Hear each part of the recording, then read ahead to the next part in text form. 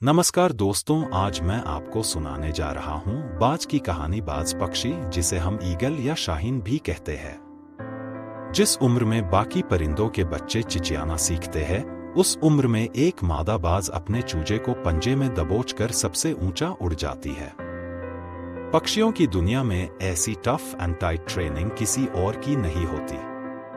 मादा बाज अपने चूजे को लेकर लगभग 12 किलोमीटर ऊपर ले जाती है, जितने ऊपर अमूमन हवाई जहाज उड़ा करते हैं, और वह दूरी तय करने में मादा बाज 7 से 9 मिनट का समय लेती है। यहां से शुरू होती है उस नन्हे चूजे की कठिन परीक्षा। उसे अब यहां बताया जाएगा कि तू किस लिए पैदा हुआ है, तेरी दुनिया क्या है, तेरी ऊंचाई क्या है, तेरा धर्म बहुत ऊंचा है। और फिर मादा बाज उसे अपने पंजों से छोड़ देती है। धरती की ओर ऊपर से नीचे आते वक्त लगभग 2 किलोमीटर उस चूजे को आभास ही नहीं होता कि उसके साथ क्या हो रहा है। 7 किमी के अंतराल के आने के बाद उस चूजे के पंख, जो कंजाइन से जकड़े होते हैं, वह खुलने लगते हैं। लगभग 9 किमी आने के बाद उनके पंख पूरे खुल जाते हैं। यह जीवन का पहला दौर होता है जब बाज का बच्चा पंख फड़फड़ाता है। अब धरती से वह लगभग 3000 मीटर दूर है, लेकिन अभी वह उड़ना नहीं सीख पाया है। अब धरती के बिल्कुल करीब आता है, जहां से वह देख सकता है अपने इलाके को।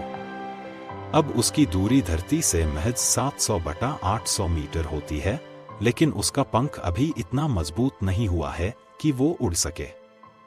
धरती से लगभग 400/500 मीटर दूरी पर उसे अब लगता है कि उसके जीवन की शायद अंतिम यात्रा है।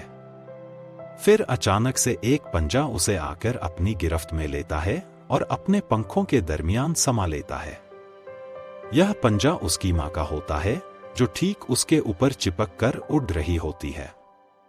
और उसकी यह ट्रेनिंग निरंतर चलती रहती है, जब तक कि वह उड़ना नहीं सीख जाता। यह ट्रेनिंग एक कमांडो की तरह होती है।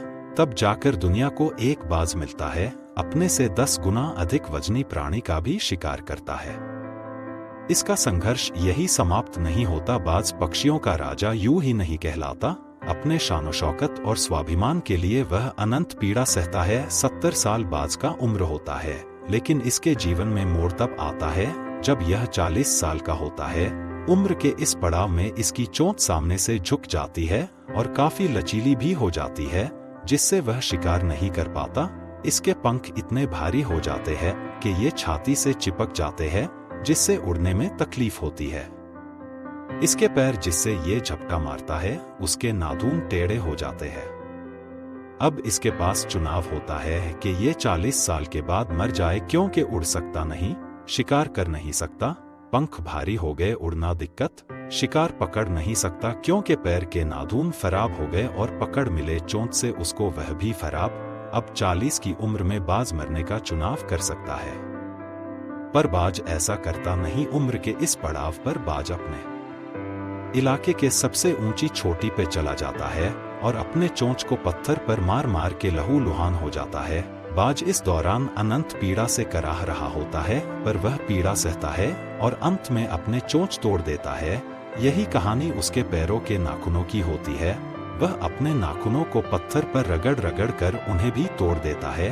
अंततः बाज को अपनी तपस्या का फल मिलता है और प्रकृति माता उसे उसके चोंच और नाखून फिर से वरदान स्वरूप देती है। कहानी यही खत्म नहीं होती। अब बारी उसके भारी पंखों की होती है। अपने नए चोंच से बाज अपने ही पंखों को नोच नोच कर जिस्म से अलग कर देता है। पीड़ा इतनी के कोई जीव अपने प्राण त्याग दे पर इतनी पीड़ा ना सहे, पर बाज अपने स्वाभिमान के लिए वह सब सहता है।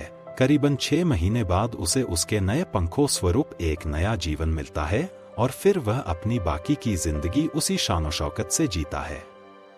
हिंदी में एक कहावत है, बाज के बच्चे मुडेरों पर नहीं उड़ते। वर्तमान समय की अनंत सुख सुविधाओं की आदत व अभिभावकों के बेहिसाब लाड़ प्यार ने मिलकर आपके बच्चों को ब्रायलर मुर्गे जैसा बना दिया है, जिसके पास मजबूत टंगड़ी तो है पर चल नहीं सकता, वजनदार पंख तो है पर उड़ नहीं सकता, क्योंकि गमले के पौधे और जमीन के पौधे में बहुत फर्क होता है। धन्यवाद दोस्तों।